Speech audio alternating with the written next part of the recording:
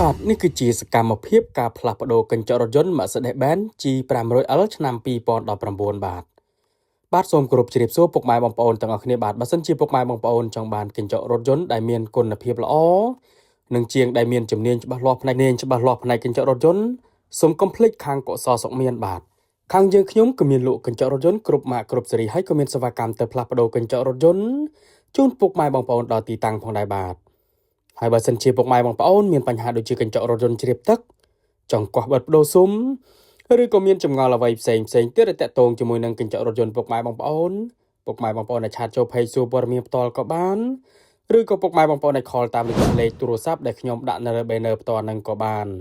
ខ្ញុំម្ចាស់ហាងដែលមានជំនាញនិងបទពិសោធន៍យូរឆ្នាំខាងកញ្ចក់រថយន្តខ្ញុំនឹងជម្រាបជូនពុកម៉ែបងប្អូនច្បាស់តែម្ដងបាទហើយបើសិនជាពុកម៉ែបងប្អូនមានបញ្ហាដូចជាកញ្ចក់រថយន្តបែកប្រេះស្រាំចង់អ៊ុតខាងខ្ញុំក៏មានជាងជំនាញច្បាស់លាស់ខាងអ៊ុតកញ្ចក់រថយន្តនឹងផងដែរណាពុកម៉ែបងប្អូនបាទពុកម៉ែបងប្អូនមកដល់ទីតាំងហាងផ្ទាល់ក៏បានឬក៏ពុកម៉ែបងប្អូនមានពេលទេឲ្យជាងទៅអ៊ុតកញ្ចក់រថយន្តឬក៏ទៅផ្លាស់ប្ដូរកញ្ចក់រថយន្តនឹងជូនពុកម៉ែបងប្អូនដល់ទីតាំងក៏បានបាទខាងយើងខ្ញុំនឹងគឺមានសេវាកម្មដល់ទីកន្លែងផងដែរបាទសម្រាប់ការផ្លាស់ប្ដូរកញ្ចក់រថយន្តវិញគឺអត់យូរទេពុកម៉ែបងប្អូនបាទយូរបំផុតគឺ1ម៉ោងបាទបដូរភ្លាមរៀបចំឲ្យភ្លាមហ្នឹងគឺពុកម៉ែបងប្អូនជិះបានធម្មតាភ្លាមតែម្ដងបាទឥឡូវហ្នឹងការផ្លាស់ប្ដូរកញ្ចក់រថយន្ត Mercedes-Benz G500L ឆ្នាំ2019ហ្នឹងគឺបានរួចរាល់បាទអរគុណច្រើនសម្រាប់ពុកម៉ែបងប្អូនដែលទស្សនាវីដេអូនេះ